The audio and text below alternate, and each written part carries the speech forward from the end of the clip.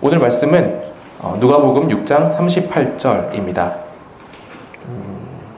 제가 읽고 시작하겠습니다. 남에게 주어라. 그리하면 하나님께서도 너희에게 주실 것이니 되를 누르고 흔들어서 넘치도록 후하게 되어서 너희 품에 안겨주실 것이다. 너희가 되질하여 주는 그 되로 너희에게 도로 되어서 주실 것이다. 아멘. 그래서 말씀을 이어가자면은 그 친구들이랑 같이 밥을 먹다가 이제 책 이야기를 했는데 그 책이 이제 이런 책이었습니다. 잘 안 보이죠? 제가 읽어드릴게요. 우리는 왜 선물을 줄 때 기쁨을 느끼는가? 라는 책이었습니다. 일본 작가가 쓴 책이고요. 지카우치 유타라는 사람이 쓴 책이라고 이제 친구가 소개를 해주더라고요. 나는 이런 책을 읽고 있다. 그래서 저희가 들었는데 이제 그런 얘기였습니다. 이 작가가 이야기하는 게 그러니까 증여라는 개념에 대해서 이야기를 했다고 합니다. 증여라고 하면 증여? 뭐 상속인가? 그런 생각을 할 수 있죠. 증여 생각만 해도 기분이 좋네요. 그런데 이 증여라는 개념을 이 작가는 어떻게 이야기하느냐? 그러니까 교환과는 조금 다르다라고 이야기를 합니다. 교환이라고 하면은 이렇게 주고 받는 것이 있다라고 하는 거죠. 근데 이 작가가 이야기하는 증여는 그러니까 뭔가 손익, 이익을 계산하지 않고 주는데 돌려받을 것을 생각하지 않고 주는 것이라고 합니다. 그러면서 그 증여가 이 사회를 더 풍요롭게 하고 그 증여가 교환보다, 물론 교환이 나쁘다는 것이 아니고 교환은 필요하지만 교환 이상의 것들이 우리의 삶에 있다. 그것이 바로 증여이고 이 증여가 관계를 만들고 이 증여를 통해 삶이 풍요로워진다 라고 했다고 친구가 설명을 하는 거예요. 그래서 들으면서 책을 안 읽었으니까 그냥 아 그렇구나 라고 했습니다. 그런데 그 자리에 이제 한 친구의 남편이 그 자리에 참여를 했어요. 근데 이제 아기가 있었어요. 7개월짜리가 8개월짜리 아기가 왔어요. 그러니까 저희 이제 그러니까 성인들이 있는 자리에 아기가 온 거죠. 그러면 어떻게 되죠? 이제 모든 시선이 아이한테 가게 되죠. 귀엽죠? 이 아이는 아닙니다. 하지만 이렇게 귀엽게 생겼어요, 아이가. 너무 귀여운 거예요. 그래서 딱 오자마자 모든 시선이 집중되고, 아이가 너무 예쁘다. 아이고, 지금 뭐 잠은 잘 자냐? 이러면서 모든 이제 이야기가 다 아이한테 가서 이제 한참 이제 육아에 대해서 이야기를 하다가 그 친구가 이야기를 하는 거예요. 내 모든 삶이 지금, 우리 부부의 모든 삶이 지금 이 아이에게 집중돼 있다. 우리의 모든 라이프 스타일과 모든 것들이 다 이 아이를 중심으로 되어가고 있다. 그러면서 이야기를 하는 거죠. 우리 부모님이 나한테 이야기한 게 있는데, 내가 너한테 해준 게 없어서 너무 미안하다 라는 말을 하셨는데, 아이를 키우면서 느끼는데, 그건 말도 안 되는 얘기다. 이 아이는 내가 없으면 아무것도 못한다. 밥도 못 먹고 화장실도 못 가고 아무것도 살 수가 없는데 그냥 온전히 나에게만 의탁해서 살아가는데, 이걸 보면서 우리 부모님도 나한테 이렇게 했었구나. 우리 부모님이 나한테 이렇게 해주셨는데 우리 부모님이 나한테 맨날 너한테 내가 해준 게 없어서 너무 미안하다라고 하시는 게 그건 정말 말도 안 되는 거고 너무 감사하다는 걸 다시 한번 느꼈다라고 이야기를 하는 거예요. 그 들으면서 좀. 근데 이제 이런 이야기를 할 때 아이가 자고 안 자고 어떻게 육아를 하고 이런 얘기를 할 때, 그런 얘기를 할 때 우리 엄마가 나한테 해준 말 다 거짓말이었어. 그렇게 화를 내면서 이야기를 했을까요? 이 아이는 나이가 아니면 아무것도 못한다고. 내가 얘의 지금 모든 삶이 들어가 있다고. 나 지금 일도 못하고 있다고. 라고 하지 않죠.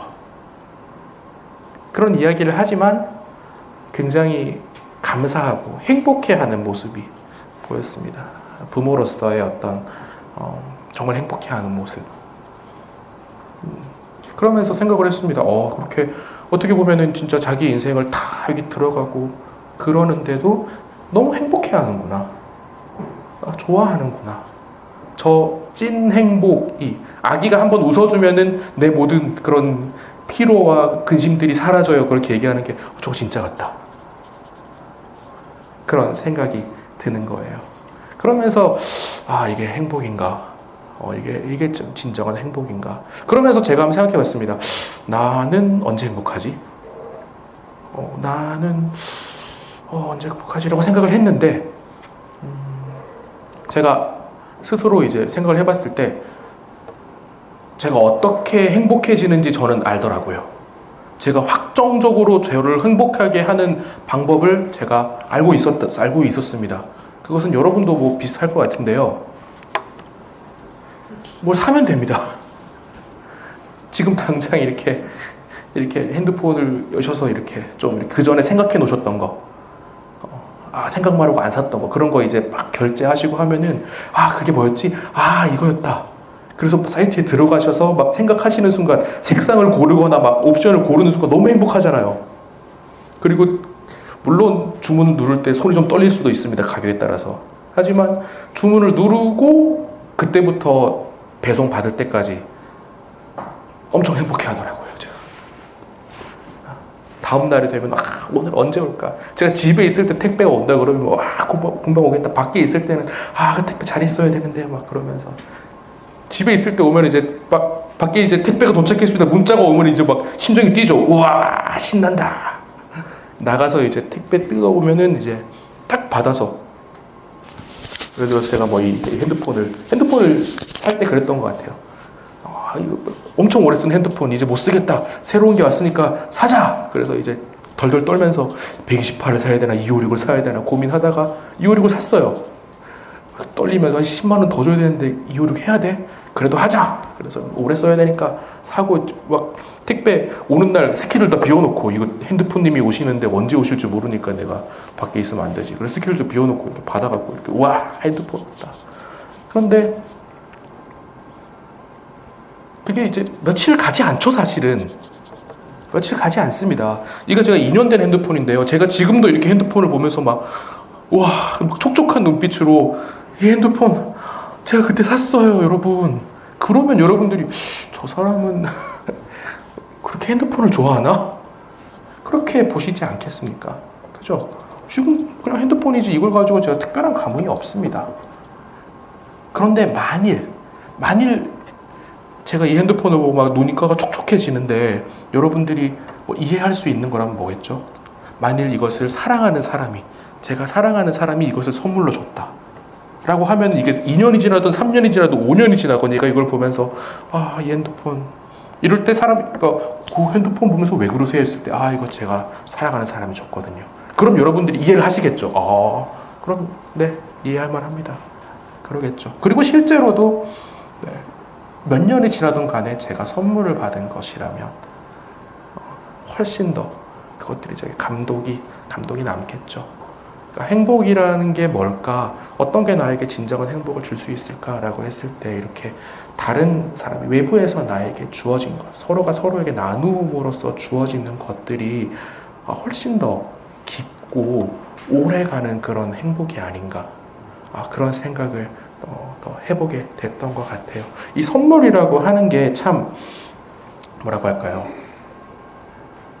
이게 참 경제학적으로는 설명이 안 되는 겁니다. 이 경제학이, 제가 뭐 경제학적 전공은 아니지만 그 정도는 알고 있습니다. 경제학의 기초는 뭐냐? 모두가 이성적이고 모두가 합리적인 선택을 한다 라고 하는 거죠. 모두가 다 자기의 부어진 정보 안에서 최고의 이윤을 쫓아서 인간은 행동한다 라고 하는 게 경제학의 기본이고, 그 기초 위에서 경제학 모든 이론들이 전개되고 있죠. 그런데 여기에서 문제가 되는 게 선물일 겁니다. 아마 최고의 선물이 뭘까요? 경제학적으로 최고의 선물은 아마 요걸 겁니다. 함께 보시죠. 네, 아주 그냥 이상한 에피소드, 재밌는 에피소드라도 볼 수도 있고요. 그렇죠. 원가 9만원짜리를 12만원에 판대요. 이거 진짜 얼마 안 남잖아요. 그죠? 이렇게 염가에 파는 게 어디 있습니까? 그러니까 사람들이 와서 사죠.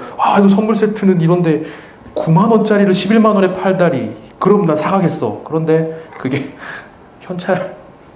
그러니까 경제학적으로 봤을 때 제일 좋은 선물은 돈을 주는 겁니다. 그 사람의 필요는 그 사람이 제일 잘 알잖아요. 그죠?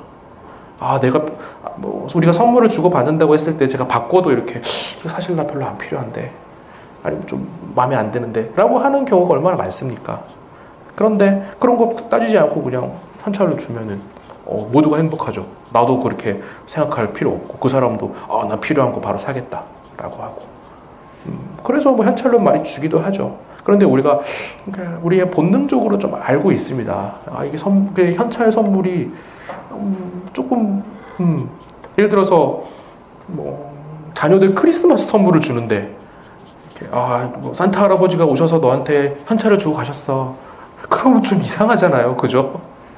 네, 뭐 사귀는데 우리 1주년 기념인데 자기가 뭘 좋을지 몰라갖고 돈을 줄게. 그런 분들 잘 없죠. 잘 없습니다. 우리가 선물이라고 하는 것들은 그러니까 그렇게 합리적이지 않다는 거죠. 우리가 합리적이라면은 우리가 모두가 선물을 줘야겠지만 그렇지 않다는 것. 우리 선물 안에는 이 사람이 뭐가 필요하지? 나는 이 사람에 대해 어떻게 생각하고 있지? 라고 관찰하고 고민하고 하는 그 모든 것들이 담겨서 그 정성이 담겨서 전달되었을 때 상대가 그걸 받고 와 설령 마음에 좀 안 든다 하더라도 와 이게 진짜 이 사람의 정성이나 이런 것들이 감사하다 라고 하는 그것들이 더 의미가 있지 않겠습니까? 그런 거죠. 주고받는다 라는 것. 우리가 돈으로 사고 돈으로 줄 수 없는 것들이 있다. 우리의 삶에는 그런 것들이 있다라는 거죠. 우리의 삶은 그러니까 우리는 지금 시스템 안에서는 우리가 주고받는 것, 교환이 너무나도 익숙합니다. 그게 사회의 기본 질서죠. give and take. 우리가 준다면 뭔가 받는 게 있다. 저는 그건 굉장히 훌륭한 시스템이라고 생각합니다. 그런데 모든 것을 그렇게 가져가서는 조금 곤란할 수 있다는 거죠. 아까 말씀드린 그런 이렇게 부모와 자녀와의 관계에서 그런 거죠. 자녀가 어느 순간 장성하면서 부모님의 크신 사랑을 깨달은 거죠. 그래서 자녀가 이렇게 생각한다면요. 우리 부모님이 저를 이렇게 키워주신 게 너무너무 감사한데 제가 이것을 갚을 길이 없네요. 갚을 길이 없네요. 이거 어떻게 갚아야 되죠? 제가 지금부터 알바를 해서 몇 년 거치로 갚겠습니다. 좀 저리로 좀 해주시죠. 그렇게 자녀가 얘기한다면 부모님 마음이 어떨까요? 왜 그러냐 너 그러지 마라. 그러시겠죠. 모든 것이 교환으로 가서는 곤란합니다. 그리고 부모님도 마찬가지죠. 부모님도 자녀를 키울 때 보상을 바라고 키우시지 않겠죠. 자녀를 키우면서 이것은 나의 노후 대비야 라고 하시는 분 없을 겁니다. 노후 대비하시려면 그냥 연금 계좌에 넣으시면 됩니다. ETF에. 왜 자녀가 나중에 나에게 돈을 줄지 내 돈을 갖다 쓸지 어떻게 합니까? 그렇게 생각하면은 자녀들은 투자의 대상이 아니죠. 그런데 그렇게 키우시는 분 없지 않습니까? 모든 것이 교환의 논리로 되어서는 곤란하다라고 하는 거죠. 이 세상을 잘 작동하게 하는 것은 교환의 논리이지만 이 세상을 더 풍요롭게 하고 이 세상을 더욱더 아름답게 하고 이 세상을 살만한 곳으로 만드는 것은 어떻게 보면 아까 말한 증여라고 하는 것, 대가를 바라지 않고 손익을 따지지 않고 우리가 주고 돌려받을 것을 기대하지 않고 주는 것. 우리는 그런 호의, 그런 것들, 그런 사랑을 받으면서 자라왔고 우리는 살아가고 있고 그런 호의가 없다면 사실 이 세상은 제대로 돌아갈 수 없다라고 하는 거죠. 그래서 예수님의 말씀을 조금 보도록 하겠습니다. 예수님께서 말씀하시죠. 주님이 말씀하시기는 주는 것이 받는 것보다 더 복이 있다고 하셨습니다. 라고 합니다. 우리가 증여라고 하는 것, 다른 사람에게 선물을 주는 것, 거기에서의 비밀은 뭐라고 한다면 일단 주는 것이 더 받는 것보다 복되다. 실제로 그렇습니다. 선물을 줄 때 주는 사람이 더 행복한 것 같아요. 그 사람을 위해서 생각하고 준비하면서 이걸 받으면 얼마나 좋아할까. 그리고 이것을 딱 줬을 때에 그 사람이 와 좋아하는 반응, 그거 보는 게 더 행복합니다. 받는 것보다. 그 비밀을 아시는 분들이 다 경험들이 있으실 거예요. 이런 예수님의 말씀처럼 주는 것이 받는 것보다 더 복되다 라고 하는 거죠. 우리가 이렇게 뭔가 대가를 바라지 않고 주는 연습들, 그런 호의를 베푸는 것들을 하기 시작하시면은 그 비밀들, 이게 나에게 정말 참 기쁨이 되는구나, 참 행복이 되는구나 라고 하는 것들을 또 경험하실 수 있을 것 같습니다. 또 다른 말씀이 있습니다. 말씀이 좀 긴데 제가 읽어드릴게요. 예수님은 자기를 초대한 사람에게도 말씀하셨다. 그대가 점심이나 저녁을 낼 때면 친구들을 부르지 마세요. 형제 자매들도 친척들도 부자 이웃들도 부르지 마세요. 그리하여 그들도 담례로 그대를 초대하여 그대에게 되갚는 일이 없도록 하세요. 오히려 잔치를 베풀 때면 가난한 사람들, 신체장애인들, 지체장애인들, 시각장애인들을 초대하세요. 그러면 그대는 복이 있을 겁니다. 그들은 그대에게 되갚을 수 없을 것이기 때문입니다. 의인들이 부활할 때 하나님이 그대에게 되갚아 주실 것입니다. 아멘. 이것도 하나의 비밀인 것 같습니다. 하나의 영적 수련이라고도 볼 수 있을 것 같은데요. 우리가 누군가에게 무언가를 준다, 베푼다라고 할 때 어쩔 수 없이 우리 마음속에는 다시 내가 이걸 주면은 뭔가 리워드가 있겠지 라고 하는 마음이 없을 수 없습니다. 없을 수 없습니다. 저 누구한테 막 생일 선물을 준다 그러면은 내 생일 때도 이 사람이 주지 않을까? 라는 기대가 있을 수 있죠. 그런 것들은 있을 수 있습니다. 그런데 조금 더 훈련을 한다라고 한다면은, 근데 말씀드린 것처럼 그런 것들이 있으면 사실은 묶이게 됩니다, 서로가. 그리고 내가 주면서 상대를 묶는 결과가 될 수 있고, 그런 것들이 되면은 상대도 압니다. 이 사람이 주는데 뭔가 공짜로 주는 게 아니구나. 그걸 우리가 심각하게 가면 그걸 우리가 보통 뇌물이라고 하죠. 뭔가 주는데 그냥 마음대로 편하게 쓰세요라고 받았는데 나중에 그 사람이 전화가 와서 이거 좀 해결해 주셔야겠는데요. 그러면 이제 받은 것들이 생각나면서 그렇죠. 그런 관계. 그런데 그런 관계는 얼마나 좀 좋지 않은 관계이지 않겠습니까? 그런데 우리가 정말로 이 줌을 통해서, 이 주는 것들을 통해서 우리가 성장하고 더 깊은 관계를 가려면은 주는 것들을, 내가 줬다는 걸 그냥 잊어버리는 것이죠. 내가 줬다는 거, 난 정말 돌려받을 생각을 하지 않고 주겠다 라는 연습들을 하는 것이죠. 그럴 때 상대도 이 사람은 정말 나에게 호의를 베풀었구나. 그래서 나중에 그 사람도 나에게 똑같은 마음으로 똑같이 호의를 베풀 때, 그럴 때 건강한 관계가 되는 거죠. 서로 이렇게 얽혀갖고 내가 줬으니까 너 내놔라가 아니라 서로가 서로 건강하게 주고 받고 주고 받고. 예수님께서는 더 얘기하시죠. 아예 당신한테 갚을 수 없는 사람한테 그걸 하세요. 이것도 엄청난 훈련인 것 같습니다. 하지만 너무 좋은 것 같아요. 내가 나에게 갚을 가능성이 조금이라도 있는 사람에게 베푸는 게 아니라 아예 나에게 갚을 가능성이 없는 사람들에게 한번 베풀어 봐라.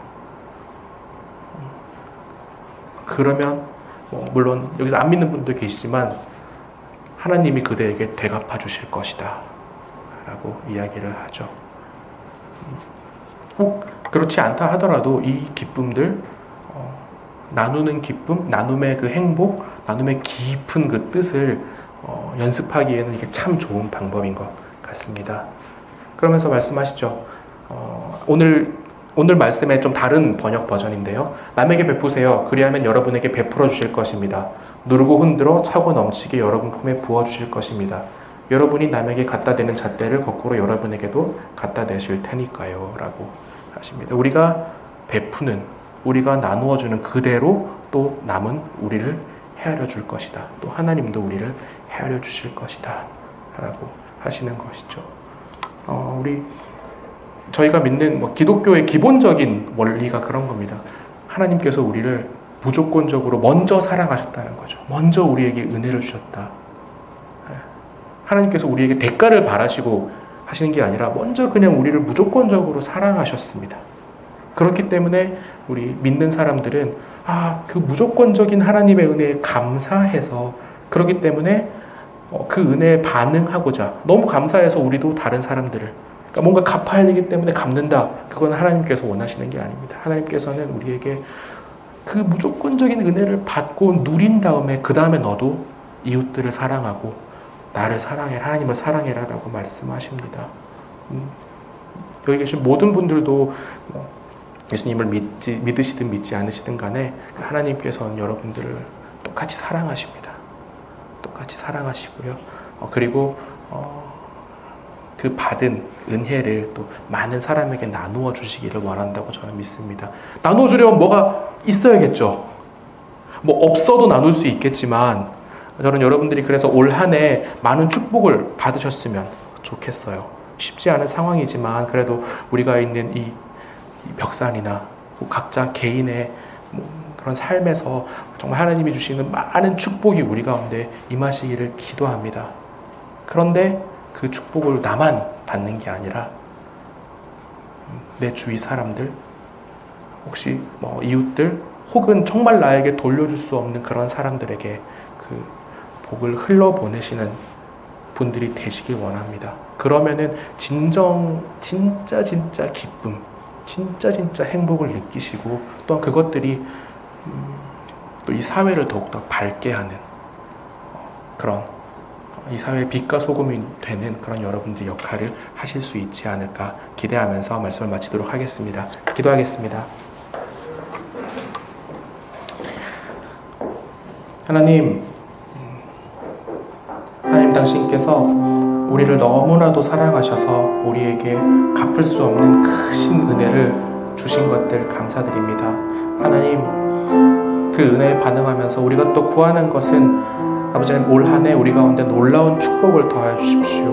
우리가 참 어려운 시기를 겪고 있지만 그 어려운 시기 가운데에서 또 하나님께서 우리에게 놀라운 축복을 하실 것들을 기대하면서 오늘 하루하루 살아가기 원합니다.